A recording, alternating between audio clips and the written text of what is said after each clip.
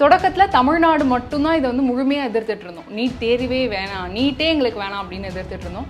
இன்னைக்கு நிறைய மாநிலங்கள் நீட் தேர்வு எங்களுக்கு வேணாம் அப்படின்ற மாதிரி சொல்லிட்டு இருக்காங்க. விதவிதமான முறைகேடுகள் ஆண்டுதோறும் வந்து நடத்தியிருக்கு. இதில் இருந்து நேஷனல் டெஸ்டிங் ஏஜென்சி என்ன பாடத்தை கற்றுக்கொண்டது? என்டிஏ என்ன செய்ய போகுது? இந்த கிரேஸ் மார்க் கொடுத்துட்டு சரிதான், நாங்கள் ஒன்றும் தப்பு பண்ணலை அப்படின்னு சொல்லி நியாயப்படுத்த தான் முயற்சி செய்ய போகிறாங்களே தவிர அவங்க வந்து திருந்து போகிறதெல்லாம் ஒன்றுமே கிடையாது. தந்தை வந்து மருத்துவராக இருக்கும் பொழுது மருத்துவராக இருக்கக்கூடிய தந்தையும் மாணவரான மகனும் சேர்ந்து கைது செய்யப்பட்டு வழக்கு பதிவாயிருக்கு. எனவே நேஷனல் டெஸ்டிங் ஏஜென்சியை ஒரு மர்மமான ஒரு அமைப்பாக இருக்கு. அது ஒரு கல்வியல் அமைப்பே கிடையாது. அது ஒரு முகமை தான், அது ஒரு ஏஜென்சி தான். Your train vacation to Europe starts from ₹99,999 only with GT Holidays, South India's #1 travel brand. நகை முன்பதிவு திட்டம், ஜுவல்லரி எக்ஸ்சேஞ்ச் 100% செய்தாரம் கிடையாது. பழைய நகையின் அதே எடைக்கு புது நகை. லலிதா ஜுவல்லரி. முறைகேடு நடப்பதற்கு வாய்ப்பு இருக்கிறது. எனவே முறைகேடை பற்றி பொதுமக்கள் கொதித்தெழுவார்கள் என்ற ஒரே காரணத்திற்காகத்தான் இந்தியா முழுக்க நாடாளுமன்ற முடிவை எதிர்பார்த்து கொண்டிருந்த ஜூன் 4 தேசிய தேர்வு முகமை தேர்ந்தெடுத்து. எனவே பிரதமர் கண்ணை திறக்கணும்னு கேட்டுக்கிறேன். சரியா? அவரை கடவுளாக நீங்க கும்பிட்டுக்கோங்க, நான் வேண்டான்னு சொல்லல. கடவுள் கிட்ட போய் என்ன கேட்பீங்க? ஐயா கண்ணை திறந்து பாருன்னு சொல்லுவீங்களே. கடவுளையே சொல்றீங்க கண்ணை திறந்து பாருன்ட்டு, பிரதமரை சொல்லக்கூடாதா ஐயோ கண்ணை திறந்து பாருன்ட்டு? கூட இந்திய மாணவர் சங்கத்தை சார்ந்தவர்கள் 40க்கும் மேற்பட்டவர்கள் சாஸ்திரி பவனுக்கு முன்னாடி கைதாகி சிறைக்கு போயிருக்கிறாங்க. இன்றைக்கு காலையில் அது நடந்திருக்கு. எனவே இந்தியா முழுக்க வலுவான ஒரு போராட்டம், மாணவர்களுடைய உரிமைக்காக, குழந்தைகளுடைய உரிமைக்காக, எல்லோருக்கும் சமமான கற்றல் வாய்ப்பு வேண்டுமே தவிர சந்தையிடம் கல்வியை ஒப்படைக்காதீர்கள் என்ற இந்த போராட்டம் வந்து வலுக்கும்.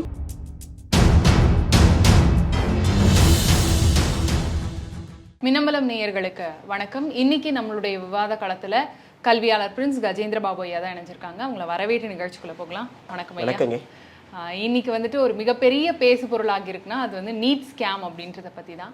2022 720க்கு 720 ஒரு மாணவர் கூட எடுக்கல. 2023 2 பேர் எடுக்கிறாங்க. ஆனா இன்னைக்கு 2024 கிட்டத்தட்ட 67 பேர் வந்து எடுத்திருக்காங்க. இது வந்துட்டு எல்லாருமே எதிர்க்கிறாங்க. இதுல ஏதோ ஒரு ஸ்கேம் இருக்கு அப்படின்ற மாதிரி பேசிட்டு இருக்காங்க. தொடக்கத்தில் தமிழ்நாடு மட்டும்தான் இதை வந்து முழுமையாக எதிர்த்துட்டு இருந்தோம். நீட் தேர்வே வேணாம், நீட்டே எங்களுக்கு வேணாம் அப்படின்னு எதிர்த்துட்டு இருந்தோம். இன்னைக்கு நிறைய மாநிலங்கள் நீட் தேர்வு எங்களுக்கு வேணாம் அப்படின்ற மாதிரி சொல்லிட்டு இருக்காங்க. இது வந்து ஒட்டுமொத்தமாக நீட் எதிர்ப்பாக மாறத்துக்கு வாய்ப்பு இருக்கா? உங்களுடைய பார்வை என்னங்க? நீட் அப்படின்னு சொல்றது ஒரு மருத்துவ மாணவர் சேர்க்கைக்காக அறிமுகப்படுத்தப்பட்ட ஒரு நடைமுறை. அதை தேர்வு என்று சொல்வதே நியாயமல்ல. ஏனென்றால் தேர்வு என்ற இலக்கணத்துக்குள்ளே அது வராது. தேர்வு அப்படின்னு சொன்னீங்கன்னா அந்த தேர்வு எழுதக்கூடியவர் அந்த மாணவரை மதிப்பீடு செய்வீங்க, எவாலுவேஷன். அப்போ மதிப்பீடு செய்யும் பொழுது அந்த மாணவருடைய புரிதல் சக்தி எப்படி இருக்குது, பாடத்தை புரிந்துக்கிட்டாரா, விடை சரியாக இருக்கணும் அவசியமே கிடையாது, புரிதல் திறனை தான் நீங்கள் பார்ப்பீங்க. அப்போது ஒரு கோட்பாட்டை உணர்ந்து அந்த கோட்பாட்டை நடைமுறைப்படுத்துவதற்கு அவர் தெரிஞ்சு வச்சிருக்கிறாரா அப்படின்றது தான் நாம் வந்து எவாலுவேஷனில் நம்ம பார்க்கக்கூடிய. பேப்பர் கரெக்ஷன் அப்படின்னு நம்ம சொல்கிறது வந்து ஆன்சர் சரியாக தவறான்னு சொல்கிறது. நீங்கள் மருத்துவ மாணவர் சேர்க்கை அப்படின்னு சொல்கின்ற போது ஒருத்தருக்கு மருத்துவத்தில் ஆர்வம் இருக்கிறதா, மருத்துவ சேவை செய்வதற்கு அவர் தயாராக இருக்கிறா, இதுதான் நமக்கு தேவை. இது எதுவுமே அங்கே நீட்டில் வந்து நடக்கலை. எனவே நீட் என்பது ஒரு சந்தையின் சூழ்ச்சி, அது வணிகத்தின் சூதாட்டமே தவிர அது வந்து ஒரு தேர்வே கிடையாது. தமிழ்நாடு ஒரு சமூக நீதியின் அடிப்படையில் உயர்கல்வியில் மாணவர் சேர்க்கையை நடத்திக்கிட்டே இருந்தது. எனவே தமிழ்நாட்டில் வந்து தொடக்கத்தில் இருந்து 4 வகையான மாணவர் சேர்க்கை நடைமுறையும் செய்த அனுபவம் இருக்குது. அதாவது நுழைவுத் தேர்வு இல்லாத மாணவர் சேர்க்கை நடத்தியிருக்கோம், நுழைவுத் தேர்வின் அடிப்படையிலும் மாணவர் சேர்க்கை நடத்தியிருக்கோம். அந்த அனுபவம் நமக்கு என்ன கற்றுக் கொடுத்ததுன்னு கேட்டால், நுழைவுத் தேர்வு என்பது வாய்ப்பற்ற குழந்தைகளுக்கு, முதல் தலைமுறை குழந்தைகளுக்கு அது ஒரு மிகப்பெரிய சவாலாக இருக்குது. அது வாய்ப்பு வசதி இருக்கிறவங்களுக்கு தான் அது வந்து வசதியாக இருக்குது. எனவே இது சமூக நீதியாக இருப்பதற்கு வாய்ப்பல்ல. அதற்கு மாற்றாக பள்ளிக்கல்வியை வலுப்படுத்துவது என்று தான் நாம் வந்து பள்ளிக்கல்வியை வலுப்படுத்தி வாரிய தேர்வு, மேல்நிலை பள்ளி 2ஆம் வகுப்பு +2 தேர்வினுடைய முடிவில் மாணவர் சேர்க்கை நடைபெறும். இதற்கு பிறகு தான் நமக்கு வந்து நீட் வந்து திணிக்கப்படுது. 2017 திணிக்கப்படுது. 2010 அது அறிமுகப்படுத்தப்பட்ட நாளில் இருந்து அது தவறு அப்படின்ற சொல்லிட்டு இருந்தோம். 2013 குஜராத்தில் போராட்டம் நடந்திருக்கு. நீட்டுக்கு எதிராக வந்து மக்கள் போராட்டம், மாணவர்களோட போராட்டம் வந்து குஜராத்தில் நடந்திருக்கு. 2016 இருந்து இந்தியா முழுக்க போராட்டம் நடந்திருக்கு. ஆனால் தமிழ்நாட்டில் நடந்ததை போல அரசியல் கட்சிகள் அதை கையில் எடுக்கலை. அதுதான் வித்தியாசம். ஆனால் மாணவர்களுடைய போராட்டம் என்பது நீட் நடைமுறைக்கு எதிரான போராட்டம் பல மாநிலங்களில் வந்து நடந்திருக்கு அப்படின்றது தான் உண்மை. இன்றைக்கு மாநில அரசுகளே இது தவறுன்றதை உணரத் தொடங்கி இருக்கிறாங்க. மகாராஷ்டிரா மாநில அரசு, அது பாஜக தலைமையில் இருக்கிற அரசு, அந்த அரசே வந்து நீட் நடைமுறை எனக்கு வேண்டாம் அப்படின்னு சொல்ல தொடங்கி இருக்கிறாங்க. அப்படின்னு சொன்னால் மக்களிடமிருந்து வந்திருக்கக்கூடிய அழுத்தம் தான், மக்களுடைய போராட்டத்தினுடைய பிரதிபலிப்பு தான். எனவே தமிழ்நாட்டில் நாம் எழுப்பின குரல் கூட, நீட் நடைமுறை வேண்டாம் என்ற குரல் கூட தமிழ்நாட்டுக்கு மட்டுமல்ல இந்தியா முழுக்க நம்ம நீட் நடைமுறை வேண்டாம் தான் சொன்னோம். சட்டம் இயற்றுவது என்பது தமிழ்நாடு மட்டும்தானே தமிழ்நாட்டுக்கு ஏற்றிக்க முடியும். எனவே தமிழ்நாட்டுக்கான சட்டத்தை இயற்றி நாம் குடியரசுத் தலைவர் ஒப்புதலுக்கு அனுப்பியிருக்கிறோம்.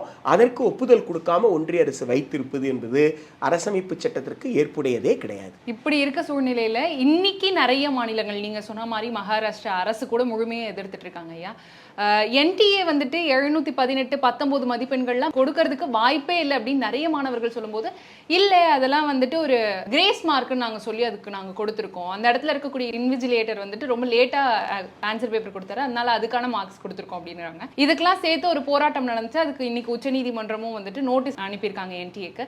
நீட் தேர்வு இத்தனை மாநிலங்களோட எதிர்ப்பு, உச்சநீதிமன்றம் அனுப்பியிருக்கக்கூடிய நோட்டீஸ், இதனால முழுமையாக ரத்து செய்யப்படுறதுக்கான வாய்ப்பு இருக்குங்களா? மீண்டும் மீண்டும் சொல்றேன், அது தேர்வு அல்ல. அது வந்து நீட் என்பது ஒரு மருத்துவ மாணவர் சேர்க்கைக்கான ஒரு நடைமுறை. அது வந்து ஒரு நியாயமான மாணவர்களை, மருத்துவத்தில் ஆர்வம் இருக்கிற மாணவர்களை அடையாளப்படுத்த வாய்ப்பற்ற ஒன்று. இன்றைக்கு எழுந்திருக்கிற சிக்கல் என்ன அப்படின்னு கேட்டால், இன்னைக்கு எழுந்த சிக்கலே கிடையாது.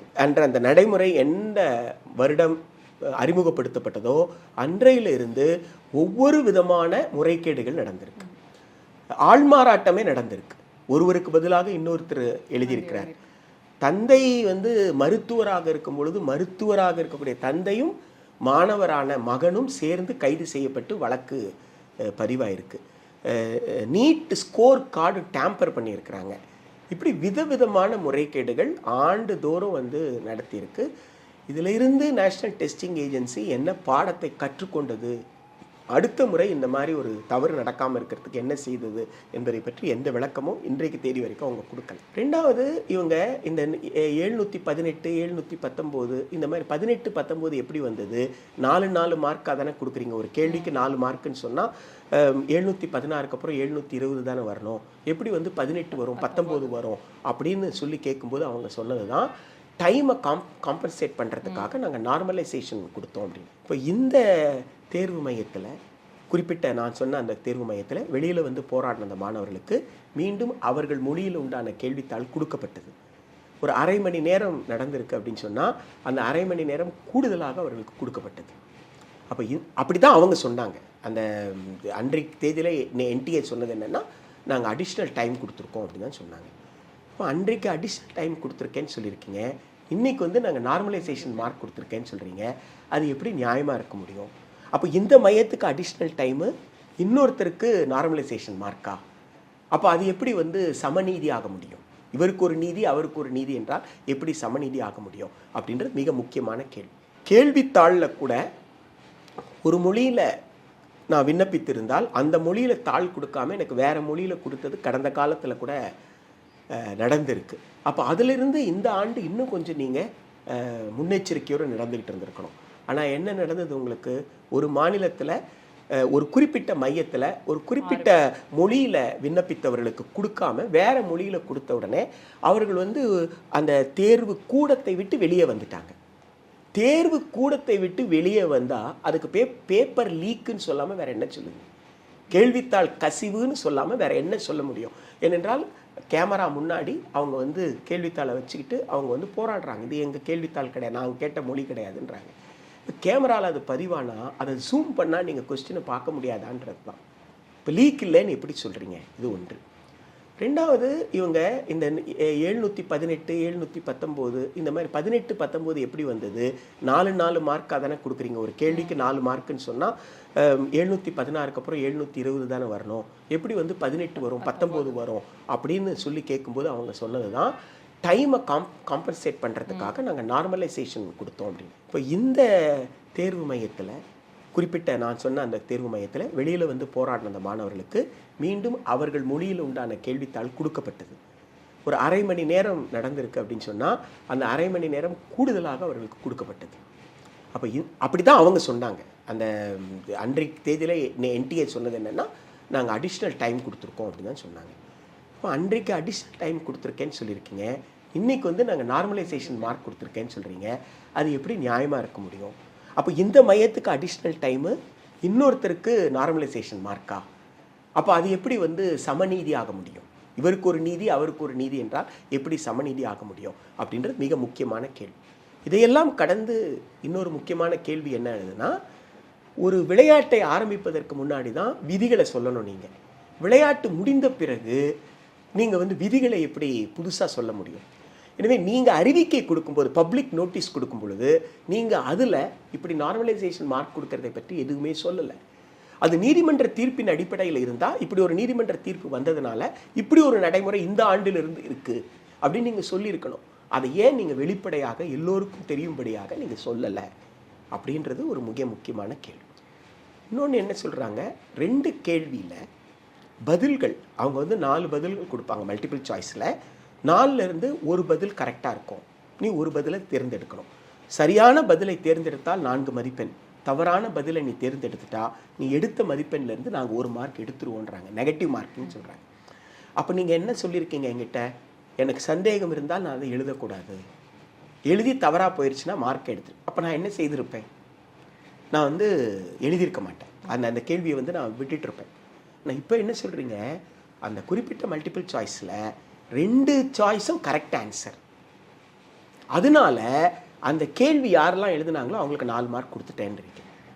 2 விஷயம் வந்திருக்கு பத்திரிகையில் வந்திருக்கிற செய்தியில். இந்த 2 தகவல்கள் இருக்குது. ஒன்று வந்து நீங்கள் கேள்வியில் மல்டிபிள் சாய்ஸில் 2 ஆன்சர் இருந்ததால் அந்த கேள்விக்கு மட்டும் மதிப்பெண் கொடுத்துட்டோம், எழுதினவங்களுக்குலாம் மதிப்பெண் கொடுத்துட்டோம். இப்போ எழுதினவங்களுக்கு மதிப்பெண் கொடுத்துட்டிங்கன்னா எழுதாதவங்களுக்கு இப்போ வந்து என்டிஏ வந்து ஒரு கமிட்டி போட்டிருக்காங்க விசாரிக்கிறதுக்கு. நீதிமன்றம் வந்து அவங்களுக்கு நோட்டீஸ் கொடுத்துருக்காங்க. நோட்டீஸ்க்கு அவங்க பதில் கொடுக்க போகிறாங்க. இந்த கமிட்டி என்ன செய்ய போகுதுன்னு நினைக்கிறீங்க? கமிட்டி வந்து அநியாயத்தை நியாயப்படுத்த போகுது. அதை தவிர வேறு என்ன செய்ய முடியும்? நேஷ்னல் மெடிக்கல் கமிஷன் ஆக்டில் நீங்கள் என்ன செய்திருக்கிறீங்க? ஏற்கனவே அந்த ஆக்ட் கொண்டு வருவதற்கு அடிப்படை காரணமே உங்களுக்கு ரஞ்சித் ராய் சௌத்ரி கமிட்டியினுடைய பரிந்துரை, எக்ஸ்பர்ட் கமிட்டியோட பரிந்துரை. அதன் மீது நாடாளுமன்ற நிலைக்குழு 92வது அறிக்கை, இது 2 தான் என்எம்சிக்கான பேஸ். இந்த 2 அறிக்கையுமே என்ன சொல்லியது அப்படின்னு சொல்லி கேட்டால், தனியார் கல்லூரிகளில் மாணவர் சேர்க்கையில் முறைகேடு நடக்கு. 92வது நாடாளுமன்ற நிலைக்குழுவினுடைய அறிக்கை மிக தெளிவாக என்ன சொல்லியிருக்குன்னா, 50 லட்சம் ரூபாய் வரைக்கும் கேட்குறாங்கப்பா, இவ்வளோ பணம் கட்டி ஒருத்தன் எப்படி படிப்பான்? அப்போ வந்து உண்மையில் பணம் இருக்கிறவனுக்கு தான் எம்பிபிஎஸ் அது ஏற்றுக்க முடியாது அப்படின்னு சொன்னாங்க. ஆனால் என்எம்சி ஆக்ட் நீங்கள் கொண்டு வந்திருக்கீங்களே 2019, அந்த சட்டம் என்ன சொல்லுது அப்படின்னு சொல்லி கேட்டால், ஒரு தனியார் கல்லூரியில் 50% இடத்துக்கு மட்டுமே அரசால் கட்டணத்தை தீர்மானிக்க முடியும். மீதம் இருக்கிற 50% இடத்திற்கு தனியார் நிர்வாகமே கட்டணத்தை தீர்மானித்துக் கொள்ளலாம். அப்போ தனியார் நிர்வாகம் இன்றைக்கு எவ்வளோ வசூல் செய்கிறாங்க? 15 லட்சத்திலிருந்து 25 லட்சம் வசூல் செய்கிறாங்க ஒரு ஆண்டுக்கு. அப்படி என்றால் 5 ஆண்டு படிப்பை முடிப்பதற்கு 75 லட்சத்திலிருந்து 1.25 கோடி இருந்தால் தான் நீங்கள் முடிக்க முடியும். அப்போ என்எம்சி ஆக்ட் மூலமாக திரு நரேந்திர மோடி அவர்கள் தலைமையில் இருக்கிற இந்த அரசு என்ன செய்திருக்குன்னா, எது நீட் நடைமுறைக்கு முன்னாடி சட்டவிரோதமோ அதை சட்டப்படி செய்திருக்கு. அவ்வளோதான். நீங்கள் 50 லட்சம் வாங்கிறது தவறு என்று நாடாளுமன்ற நிலைக்குழு சுட்டி காட்டியிருந்தா, நீங்கள் 75 லட்சம் வாங்குறதே நியாயம்னு சொல்லியிருக்கிறீங்களே, இது எப்படி? அப்போ அநியாயத்தை நியாயப்படுத்தியிருக்கிறீங்க என்எம்சி ஆக்ட் போல. அதுபோல் என்டிஏ என்ன செய்ய போகுது? இந்த கிரேஸ் மார்க் கொடுத்துட்டு சரிதான், நாங்கள் ஒன்றும் தப்பு பண்ணலை அப்படின்னு சொல்லி நியாயப்படுத்த தான் முயற்சி செய்ய போகிறாங்களே தவிர அவங்க வந்து திருந்து போகிறதெல்லாம் ஒன்றுமே கிடையாது. எனவே நேஷ்னல் டெஸ்டிங் ஏஜென்சியை கலைக்கணும். நீட் போன்ற எந்த நடைமுறையுமே வந்து உயர்கல்வி மாணவர் சேர்க்கைக்கு இருக்கக்கூடாது. வாரிய தேர்வின் அடிப்படையில் மாணவர்கள் உயர்கல்விக்கு சேர்க்கை என்பது தான் ஒரு நியாயமான அணுகுமுறையாக இருக்கும். நிறைய மாநிலங்கள் எதிர்க்கிறதுனாலேயே ஏதாவது ஒரு பலன் கிடைக்கும் அப்படின்னு சொல்லிட்டு தான் எல்லாருமே யோசிச்சுட்டு இருக்காங்க. அது நடக்கிறத பற்றி பார்க்கலாம். இந்த நீட் நடைமுறை பற்றி நீங்கள் சொல்லிகிட்டே இருக்கும்பொழுது இந்த வாட்டி ஒரே எக்ஸாம் சென்டர்லேருந்து 6 பேர் 720 மதிப்பெண் பெற்றாங்க அப்படின்னு ஒரு சைடு இருந்தாலும், இன்னொரு சைடு தமிழ்நாட்டில் இருக்கக்கூடிய நிறைய கோச்சிங் சென்டர் மேலே நிறைய புகார்கள் வந்துட்டே இருக்கு. அதில் ரொம்ப முக்கியமாக ஒரு குறிப்பிட்ட கோச்சிங் சென்டர் தான்ப்பா டிஎனோட கட் ஆஃபையே டிசைட் பண்ணுது. அவங்க அந்த இடத்துல இருந்து தான் நிறைய மாணவர்கள் வராங்க. கிட்டத்தட்ட 3ல் 1 பங்கு மாணவர்கள் அங்கிருந்து தான் கிட்டத்தட்ட MBBS படிக்கிறதுக்காக போறாங்க அப்படின்ற குற்றச்சாட்டுகளும் வைக்கப்படுது.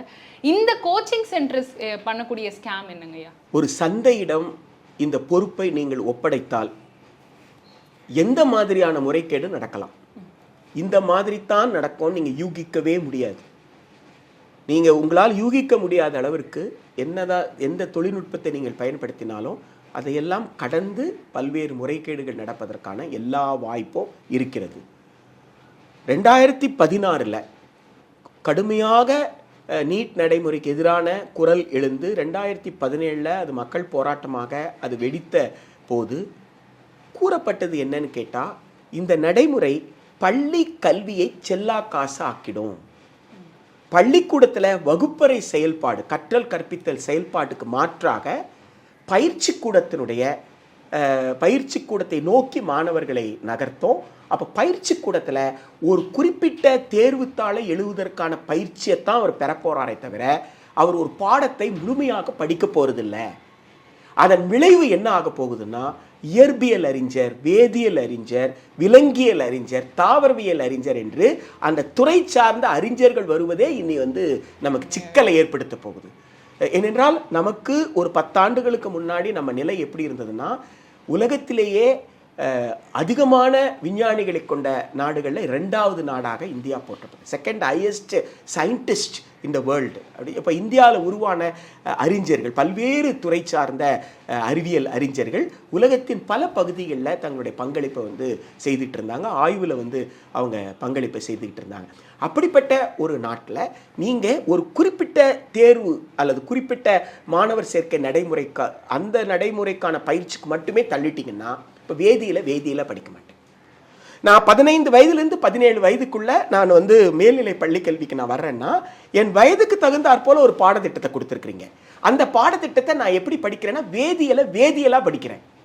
மருத்துவத்திற்கான வேதியியலாக படிக்கிறது அது அல்ல மேல்நிலை பள்ளி கல்வியினுடைய நோக்கம். எனவே மேல்நிலை பள்ளி கல்வியை வேதியியலை நான் முழுமையாக படித்து விட்டால், இயற்பியலை அல்லது உயிரியலை நான் முழுமையாக படித்து விட்டால், நான் அடுத்து எந்த துறைக்கு போக போறேனோ அந்த துறைக்கு தேவையான அடிப்படை அறிவு எனக்கு கிடைக்குது. அப்ப நான் தேர்ந்தெடுக்கிற துறையில நான் ஆழமான அறிவை அந்த துறையில அந்த பட்டப்படிப்பில் சேர்ந்ததுக்கு அப்புறம் தான் நான் பெறுவேன். இப்போ இன்றைக்கு நீங்க சொல்ற பள்ளிக்கூடம் உட்பட தமிழ்நாடு முழுக்க, இந்தியா முழுக்க, ராஜஸ்தானினுடைய அன்றைய முதலமைச்சர் திரு அசோக் கெலாட் அவர்கள் பயன்படுத்துகிற வார்த்தை டம்மி ஸ்கூல் உருவாயிருக்குன்னு சொன்னார். இப்போ டம்மி ஸ்கூலுன்றது என்ன? இதுதான் 2016 சொன்னோம். பள்ளிக்கூடத்தில் மாணவர்கள் சேர்க்கப்படுவார்கள், ஆனால் அவங்க கோச்சிங் சென்டரில் படிப்பாங்க. இன்றைக்கு என்ன நிலைமை உங்களுக்கு?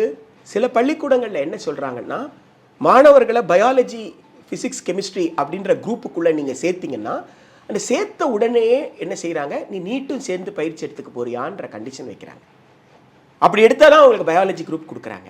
அப்போ என்ன ஆகுதுன்னு கேட்டால், பயாலஜி குரூப் எடுத்து நீட் கோச்சிங் எடுக்கிறவங்க 2 ஃபீஸ் கட்ட வேண்டிய நிர்பந்தத்துக்குள்ளாங்க. ஒன்று கோச்சிங் சென்டருக்கான ஃபீஸு, இன்னொன்று பள்ளிக்கூடத்துக்கு உண்டான ஃபீஸ். நீட் வேண்டான்னு சொல்கிற பயாலஜி குரூப் ஸ்டூடெண்ட்ஸுக்கு பள்ளிக்கூடத்துடைய ஆசிரியர்கள் பாடம் நடத்துகிறாங்க.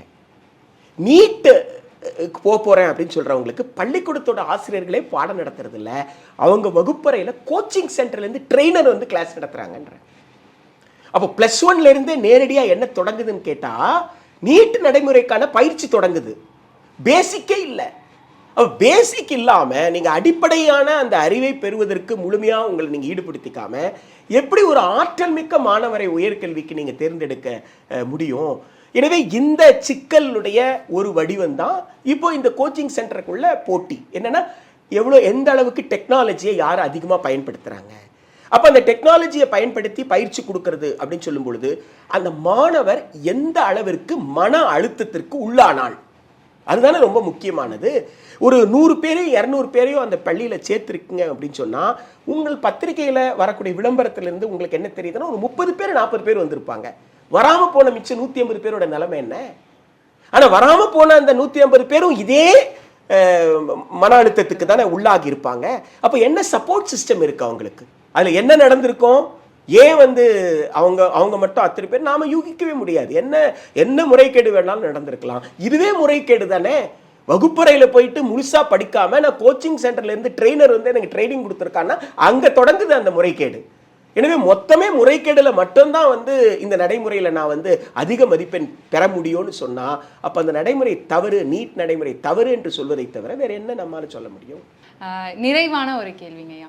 ஜூன் 14 தான்ப்பா உங்களுக்கான ரிசல்ட் வரப்போகுது அப்படின்னு சொல்லி ஜூன் 4 அதுக்கான ரிசல்ட், அதாவது எலெக்ஷன் அப்போவே அந்த ரிசல்ட் கொடுத்ததுதான் ஒரு பெரிய முக்கியமான ஸ்கேமாக பார்க்கப்படுது.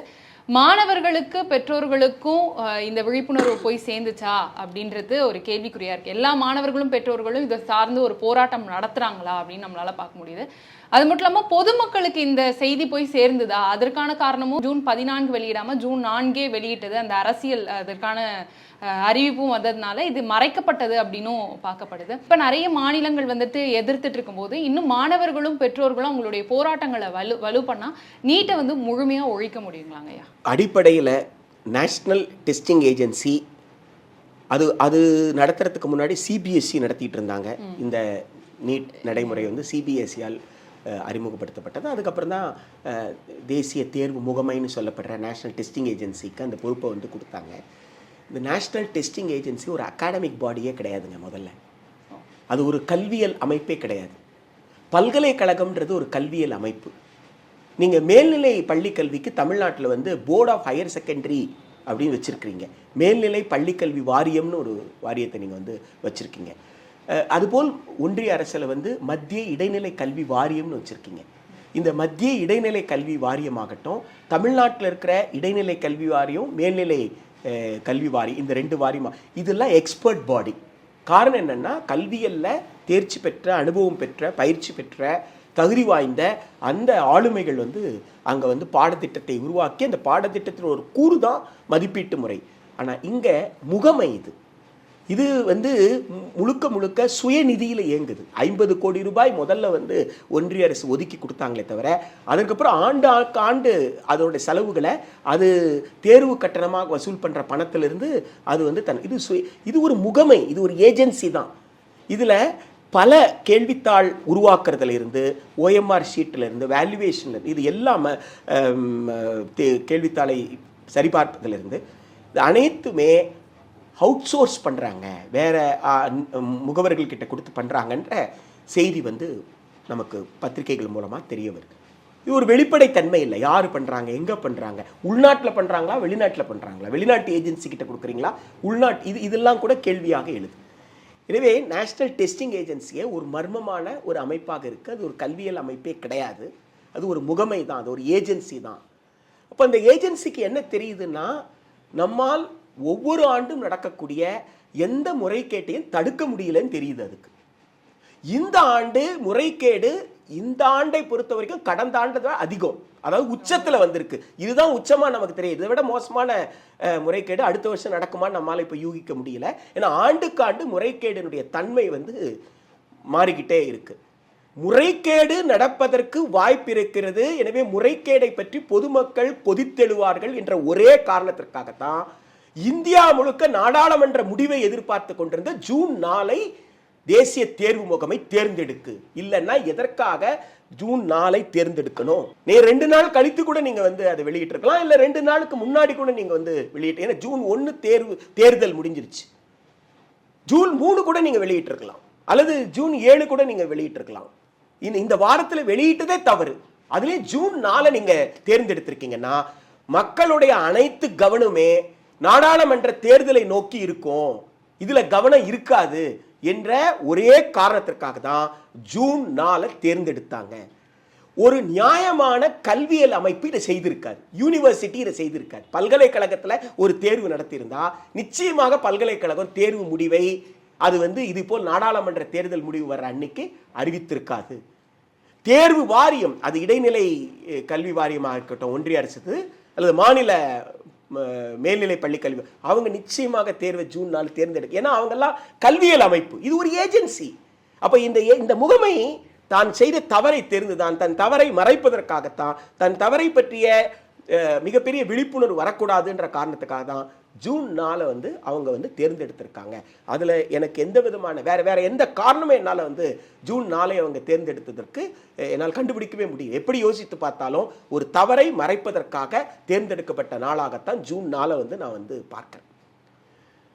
நம்ம பிரதமர் வந்துங்க கண்ணை மூடிக்கிட்டு தியானம் பண்ணுறாரு. ஒரு பிரதமர் வந்து கண்ணை திறந்து பார்க்கணும், கண்ணை மூடிக்க கூடாது. சரியா? ஏன் கண்ணை திறந்து பார்க்கணும்னா, கண்ணை திறந்தாதான் பசியோடு இருக்கிறவன் யாருன்னு தெரியும், நடந்து போறவன் யாருன்னு தெரியும், ரயில்வே ட்ராக்ல நடந்து போறவன் யாருன்னு தெரியும், ஏன்டா ரயில்வே ட்ராக்ல நடந்து போறான் அப்படின்றது இதெல்லாம் கண்ணை திறந்து பார்த்தா தான் தெரியும். கண்ணை மூடிக்கிட்டா என்ன தெரியும்? உங்க கற்பனையில் இருக்கிற விஷயம் தான் தெரியும். எனவே பிரதமர் கண்ணை திறக்கணும்னு கேட்டுக்கிறேன். சரியா? அவரை கடவுளாவே நீங்க கும்பிட்டுக்கோங்க, நான் வேண்டான்னு சொல்லல. கடவுள் கிட்ட போய் என்ன கேட்பீங்க? ஐயா கண்ணை திறந்து பாருன்னு சொல்லுவீங்களே. கடவுளையே சொல்றீங்க கண்ணை திறந்து பாருன்ட்டு, பிரதமரை சொல்லக்கூடாது ஐயோ கண்ணை திறந்து பாருன்ட்டு. இவர் என்ன செய்யறாருன்னு கேட்டா, அரசமைப்பு சட்டத்தை எடுத்து கண்ணில் ஒத்திக்கிறாரு. ஐயா அரசமைப்பு சட்டம் புனிதமான புத்தகம் கிடையாதுயா. அரசமைப்பு சட்டம் என்பது இந்தியாவை நிர்வகிக்கக்கூடிய ஒரு அரசனுடைய ஒரு ஆவணம். அந்த ஆவணம் எப்படி சொல்கிறதோ அப்படித்தான் நிர்வாகம் நடக்கும். இந்த ஆவணம் திருத்தப்படும். புனித நூல்னா திருத்தப்படுமா? புனித நூலை கேள்வி கேட்க முடியுமா? ஆனா தேசிய அரசை நடத்தக்கூடிய, இந்திய அரசை நடத்தக்கூடிய ஒரு அரசமைப்பு சட்டம் என்பது கேள்விக்குட்படுத்தப்படும், விவாதிக்கப்படும். அதை புனித நூலாக கருதும். அதை கண்ணுல எல்லாம் ஒத்திக்க முடியாது. கண்ணை திறந்து அரசமைப்பு சட்டத்தை புத்தகத்தை திறந்து அதுல என்ன எழுதியிருக்குன்னு பிரதமர் படிக்கணும். அப்படி படிச்சா 246 கூறின் அடிப்படையில் பட்டியல் 7 உங்களுக்கு ஷெட்யூல் 7ல உங்களுக்கு 3வது பட்டியல்ல 25வது வரிசையில் இருக்கிற பொருள் மீது தமிழ்நாடு அரசு வந்து ஒரு சட்டத்தை ஏற்றி அனுப்பியிருக்கு. அப்போ ஆர்டிகல் 246ல ஷெட்யூல் 7ல லிஸ்ட் 3, லிஸ்ட் 3ல என்ட்ரி 25 இதுல ஒரு சட்டத்தை ஏற்றி அனுப்பினால், ஒரே ஒரு மாநிலம் அனுப்பினால், இந்தியாவில் இருக்கிற வேற எந்த மாநிலமும் அந்த மாதிரி சட்டம் இயற்றாமல் இந்த மாநிலம் மட்டும் ஒரு சட்டத்தை ஏற்றுதுன்னா, அப்போ அந்த சட்டத்தை செல்லுபடி ஆக்குவதற்கு என்ன செய்யணும்னு சொல்லி இந்திய அரசமைப்பு சட்டத்தின் கூறு 254 உட்பிரிவு 2 சொல்லுது. எனவே உட்பிரிவு 2 254 படி குடியரசுத் தலைவர் ஒப்புதல் கொடுத்தால் அந்த சட்டம் செல்லும். எனவே இந்தியா முழுக்க ஒரு சட்டம் இருக்கு, ஒரு மாநிலத்திற்கு மட்டும் வேற சட்டம் இருந்தால் அந்த சட்டத்தை செல்லுபடியாக்குவதற்காக உருவாக்கப்பட்டதுதான். எனவே வேற யாருமே கேட்கலையே, நீங்க மட்டும் கேட்கறீங்களே அப்படின்னு சொல்ல முடியாது. எனவே தமிழ்நாடு அரசு சட்டப்படி எழுதி அனுப்பியிருக்கிற அந்த மசோதா 3 ஆண்டு காலமாக எந்த விதமான நியாயமான காரணம் இல்லாம உள்துறை அமைச்சகத்துல முடங்கி கிடக்கு. அந்த சட்டத்திற்கு குடியரசுத் தலைவர் ஒப்புதலை பெற்றுக் கொடுப்பது, நாடாளுமன்ற நிலைக்குழுவினுடைய 92வது அறிக்கை, அந்த நிலைக்குழுவில் பாதி பேர் பாஜக உறுப்பினர்கள் இருந்திருக்காங்க. அந்த நிலைக்குழு அறிக்கை என்ன சொல்லுதுன்னு கேட்டா, தனியார் கல்லூரிகளில் நடக்கக்கூடிய மாணவர் சேர்க்கை முறைகேடை தடுப்பதற்கு இந்தியா முழுக்க ஒரு பொது மாணவர் மருத்துவ நுழைவுத் தேர்வு நடத்துங்க. அந்த பொது மருத்துவ நுழைவுத் தேர்வில் எந்தெந்த மாநிலங்கள் விரும்பவில்லையோ அதை விலக்கி வைத்து விடுங்கள் சொல்லியிருக்கு. எனவே நாடாளுமன்ற நிலைக்குழுவினுடைய பரிந்துரை என்பது மிக தெளிவாக இருக்கின்ற போது உங்களுக்கு அரசு செய்ய வேண்டியது என்னன்னா, மகாராஷ்டிரா உள்ளிட்ட இந்தியா முழுக்க எந்தெந்த மாநிலங்கள் கோருகிறதோ அந்த மாநிலங்களுக்கு விலக்கு கொடுத்துடணும். 2வது, நீட் என்ற அந்த நடைமுறையே மாணவர் நலன் சார்ந்தது அல்ல, சந்தையின் நலன் சார்ந்தது, அது வணிக லாபத்திற்கானது என்று நிரூபணமாகக்கூடிய இந்த சூழல்ல அதை ஒட்டுமொத்தமாக ரத்து செய்வதுதான். போராட்டம் வெடிக்குமான்னு கேட்டிருக்கீங்க. போராட்டம் வெடித்து நடந்துகிட்டு இருக்கு. இந்தியா முழுக்க பல மாநிலங்கள்ல மாணவர்கள், இன்றைக்கு கூட இந்திய மாணவர் சங்கத்தை சார்ந்தவர்கள் 40க்கும் மேற்பட்டவர்கள் சாஸ்திரி பவனுக்கு முன்னாடி கைதாகி சிறைக்கு போயிருக்கிறாங்க. இன்றைக்கு காலையில் அது நடந்திருக்கு. எனவே இந்தியா முழுக்க வலுவான ஒரு போராட்டம் மாணவர்களுடைய உரிமைக்காக, குழந்தைகளுடைய உரிமைக்காக, எல்லோருக்கும் சமமான கற்றல் வாய்ப்பு வேண்டுமே தவிர சந்தையிடம் கல்வியை ஒப்படைக்காதீர்கள் என்ற இந்த போராட்டம் வலுக்கும். சந்தையினுடைய சூழ்ச்சியாகவும் வணிகத்தின் சூதாட்டமாகவும் இருக்கக்கூடிய இந்த நீட் நடைமுறையை நாம் முற்றுப்புள்ளி வைப்பதற்கு, இதை தவிர்ப்பதற்கு, இதை அரசு, ஒன்றிய அரசு திரும்ப பெறுவதற்கு மக்களுடைய போராட்டம் எழுச்சிகரமாக நடக்கும். உறுதியா நீட் தொடர்பான பல்வேறு ஆழமான பார்வைகளை வந்துட்டு இன்னைக்கு நாங்க தெரிஞ்சுக்கிட்டோம். மீண்டும் சந்திக்கலாம். உங்களுடைய நேரம் ஒதுக்கி நேர்காணல் கொடுத்ததுக்கு நன்றிங்க. Hola! Your dream vacation to Europe starts from ₹99,999 only with GT Holidays, South India's #1 travel brand. நகை முன்பதிவு திட்டம் ஜுவல்லரி எக்ஸ்சேஞ்ச் 100% செய்தாரம் கிடையாது. பழைய நகையின் அதே எடைக்கு புது நகை. லலிதா ஜுவல்லரி. மின்னம்பலம்.com தமிழின் முதல் மொபைல் பத்திரிகை.